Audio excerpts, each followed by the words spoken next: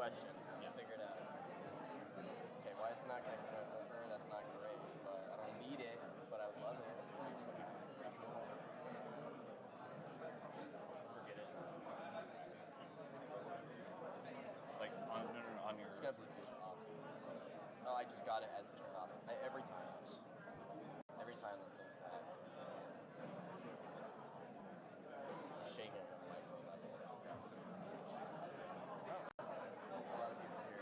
That's cool.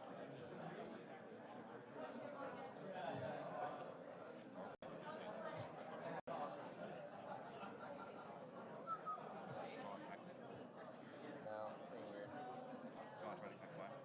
No, I got it. Got it. Okay, alright.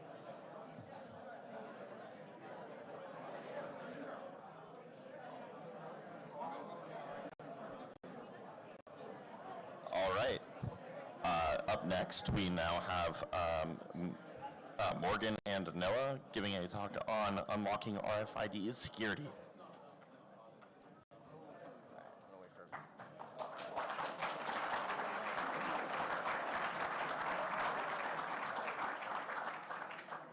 All right. Hello, everyone. Welcome to Unlocking RFID Security. It's going to be a deep dive into this. I'm sure you're all aware of the Flipper Zero and the different vulnerabilities that exist within HID's multi-class reader system. So,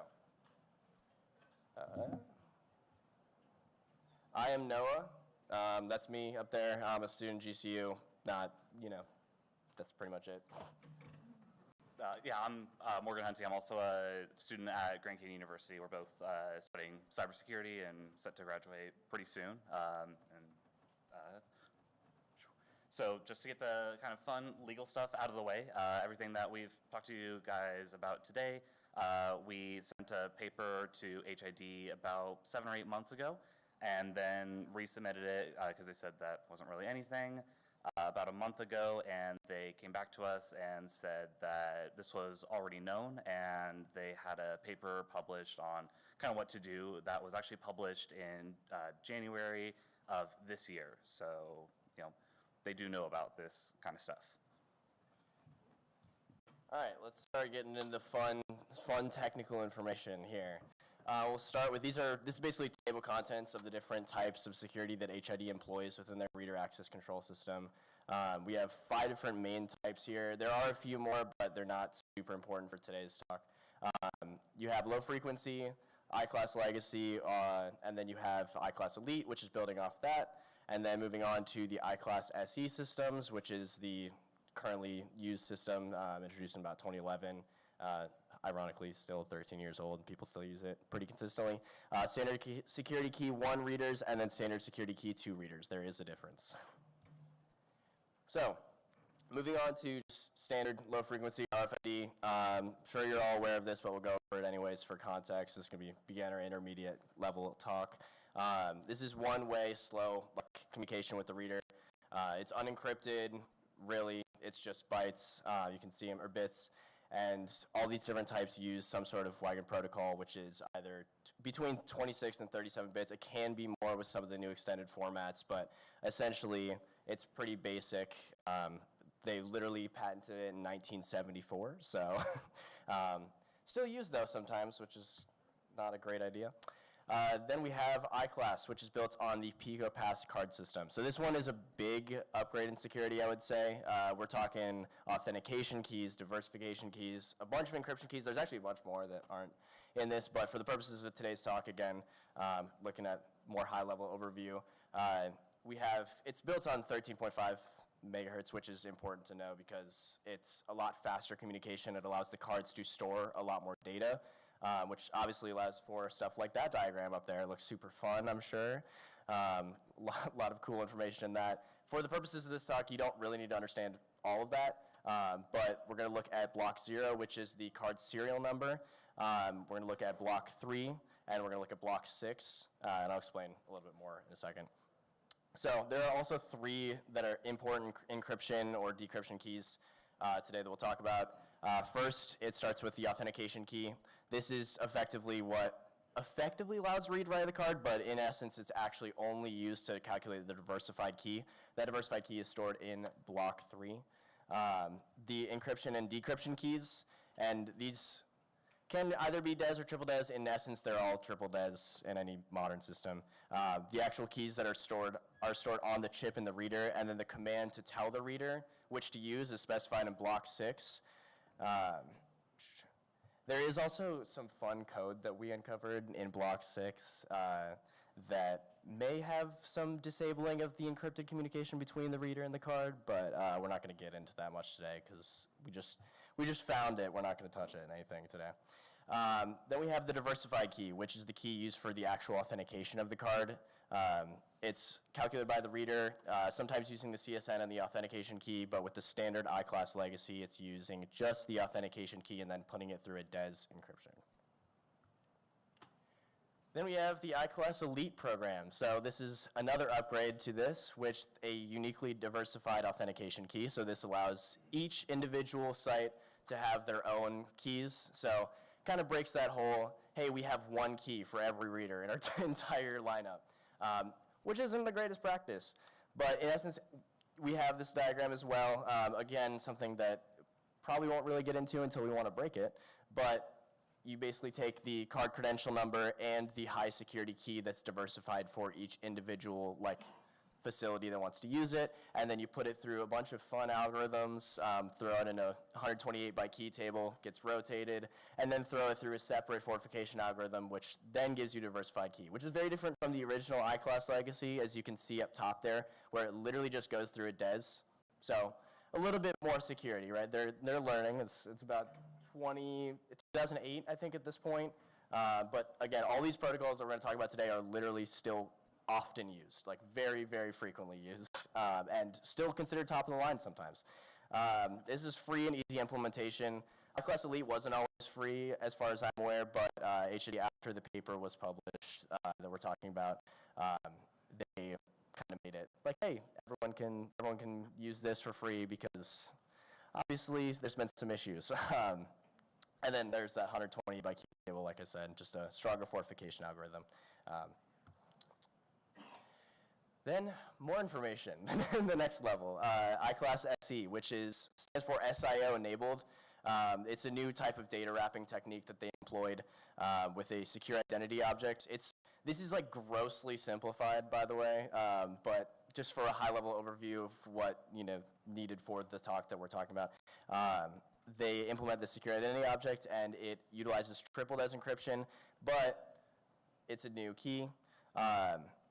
So once the SAM, as you can see with the diagram there, there's a SAM, which is a secure access module, which keeps the keys inside of it. So basically, you can't just go into firmware anymore and pull those keys out of it, which is what they used to do with the standard iClass keys.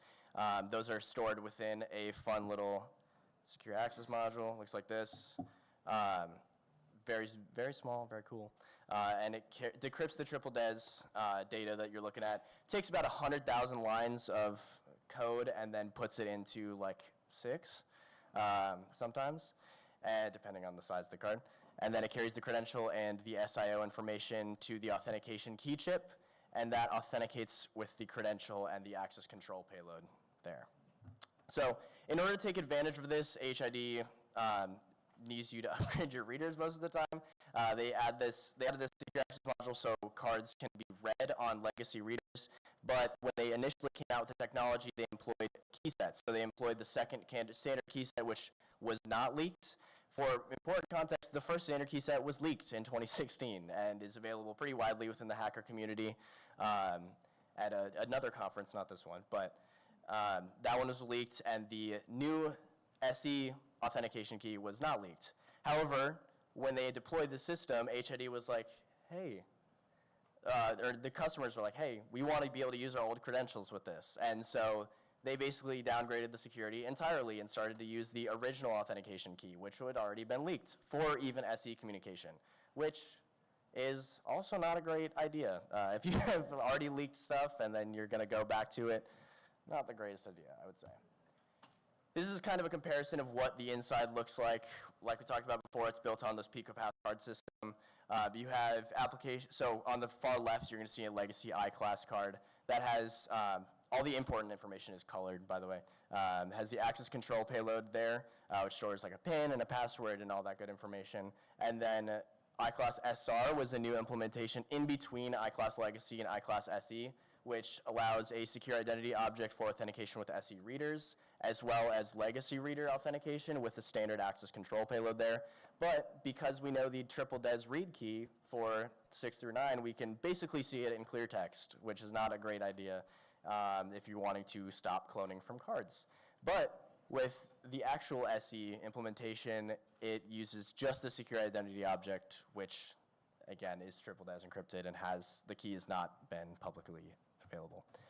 This is a sample dump of kind of what credentials look like. Basically everything's blurred out because they're real, so. But you can kind of see where the blocks lie, and it's just all a bunch of hex data, basically, inside the card. Perfect. Well, thank you, Noah, for all of that information. But let's look and see what this is actually going to look like for, in the real world. So this is kind of going over what standard iClass to low-frequency downgrade attack looks like using a Flipper Zero. It's really 2 buttons that you really need to hit is reading the card, which will give you the CSN, the facility code, which is based off of kind of which location you are. So if this is a location, this would have its own facility code for all of the readers here. It gives you the card number as well as the credential number.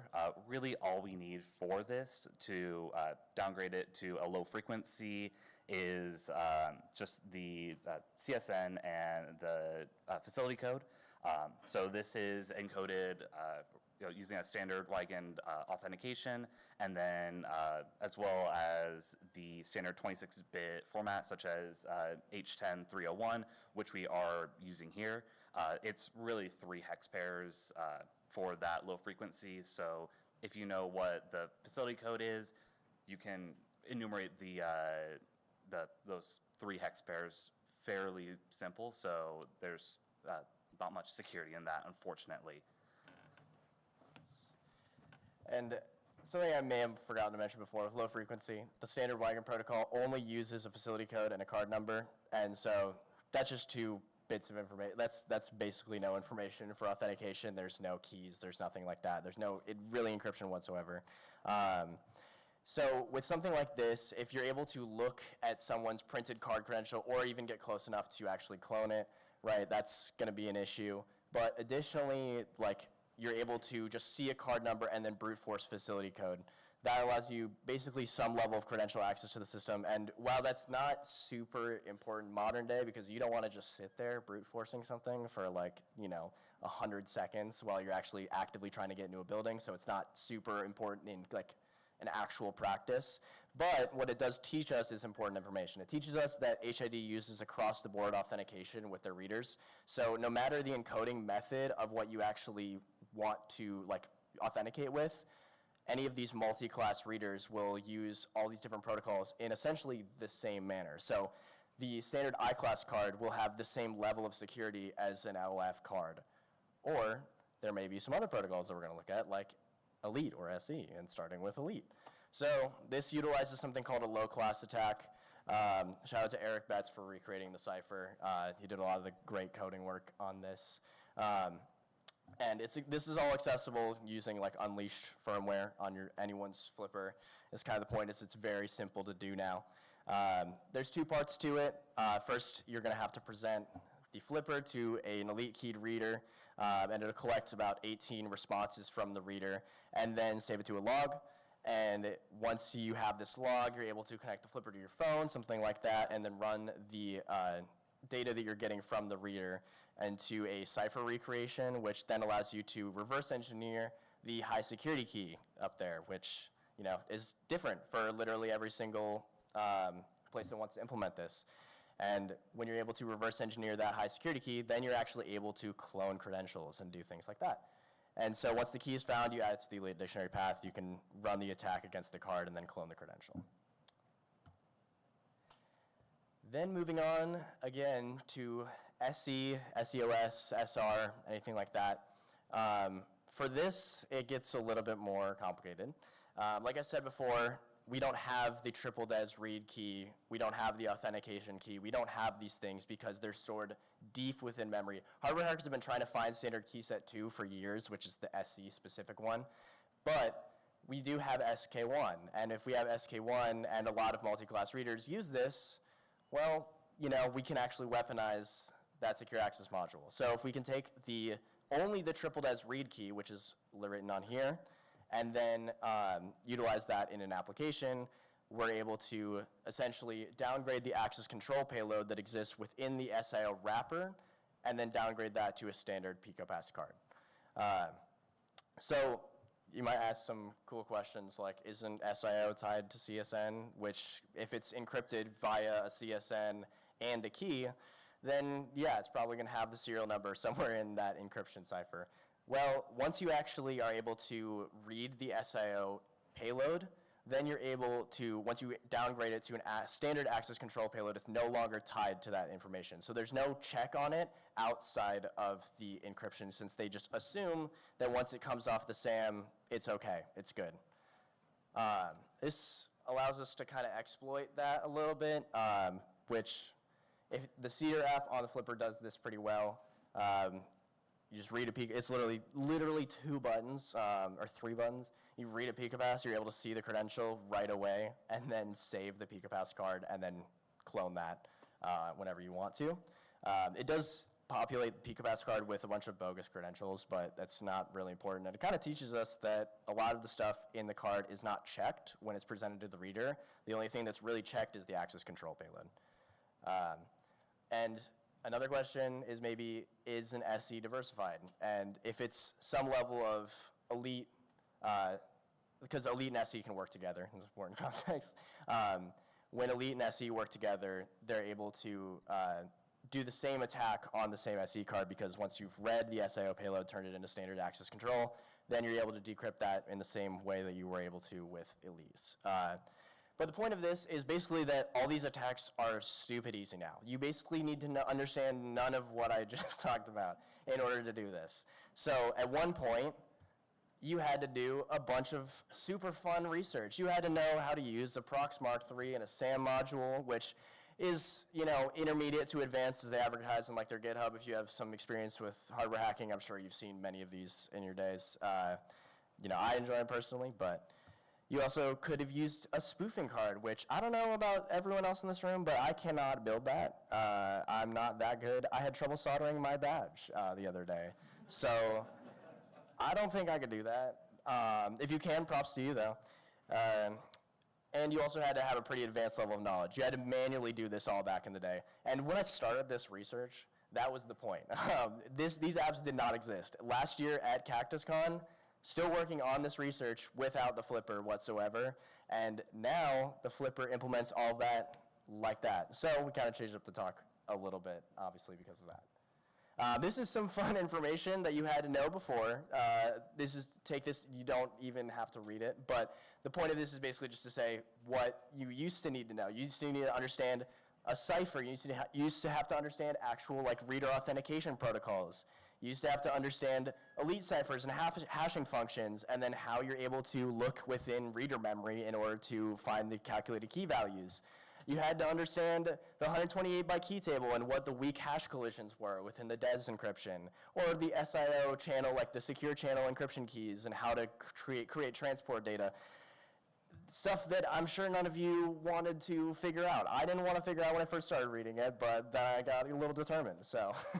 That's what a Proxmark looks like also. That's a lot of data that, again, a beginner, a child, probably is not going to want to figure out. So kind of creates a barrier of entry into this level of hacking that we're talking about. So again, thank you very much, Noah, for all this great information, but this has kind of all turned into one device.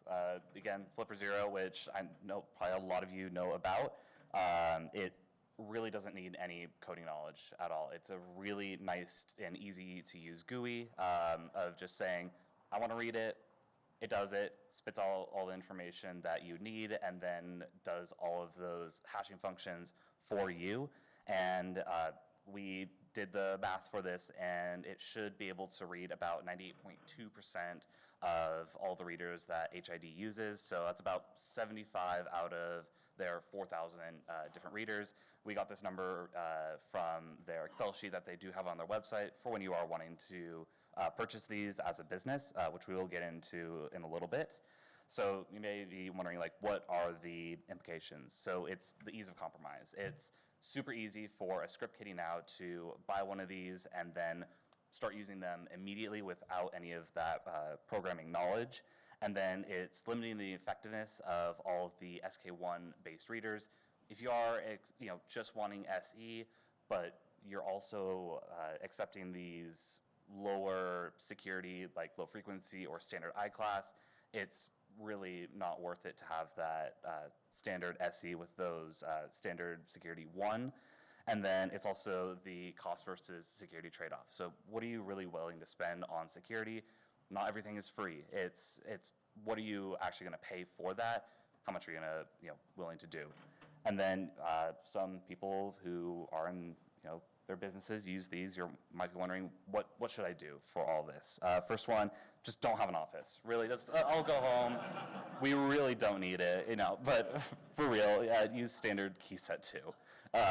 So using this will have it so you're not going to accept any of those kind of lower end cards. It just kind of bolsters that great security that HID does have using layered security. So maybe they can get past your first door. Make sure they can't get past your second door using MFA or security guards. So if hey, I don't know who Bob is walking into that door, we make sure that we know that they're actually supposed to be there.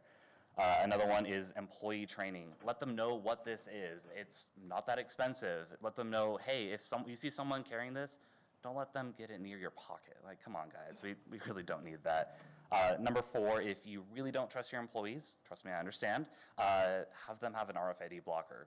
It's something super simple that you can give out to your employees. So they might just tap their wallet on their readers. They actually have to pull out their card. It makes it so I can't just go behind them and grab their key kind of relatively easily. So kind of what I talked about earlier with all of the different readers that HID does implement.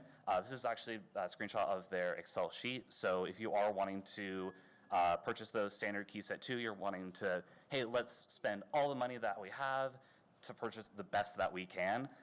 You just need to make sure to select that we're only wanting to use the SIO/SEOS and ensure that it does say that it is using the standard key set 2. This is their best one. We would highly, highly suggest using it. This is what HID does suggest to use as well in their paper, kind of talking about what we're talking about today. So yeah, thank you very much. This is all of our references. It is a lot, but again, this is a lot of information. Thank you very much. If you guys have any questions.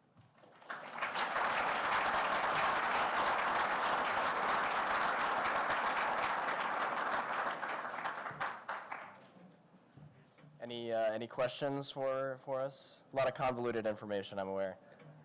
I'm assuming when you get a off-the-shelf SE multi-class reader system, they're going to be default able to be downgraded. Is that correct? So you have to pick the steps to prevent them from being downgraded. So in a sense, yes.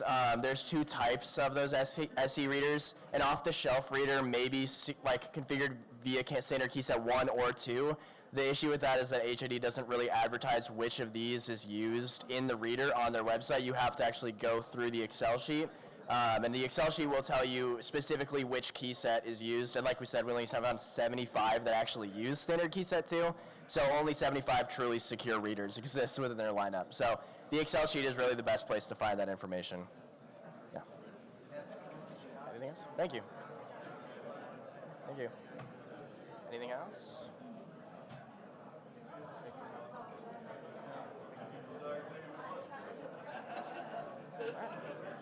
Thank you.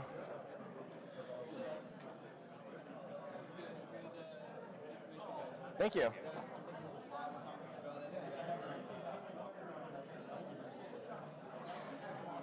was like 400 hours.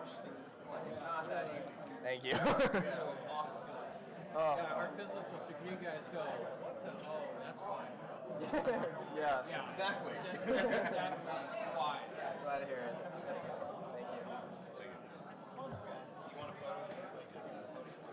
No. Oh, do you want it? Okay, sure. All right. Sure, perfect. Yeah. That's my official picture.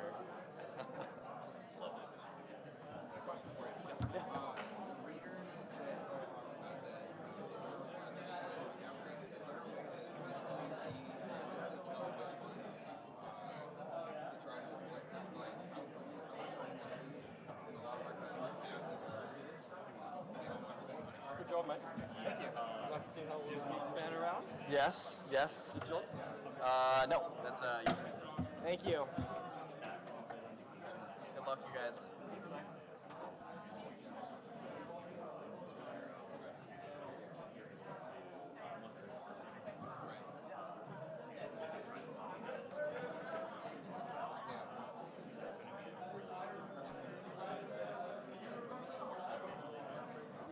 Hey, David. The same thing now, like they've been integrated with CactusCon.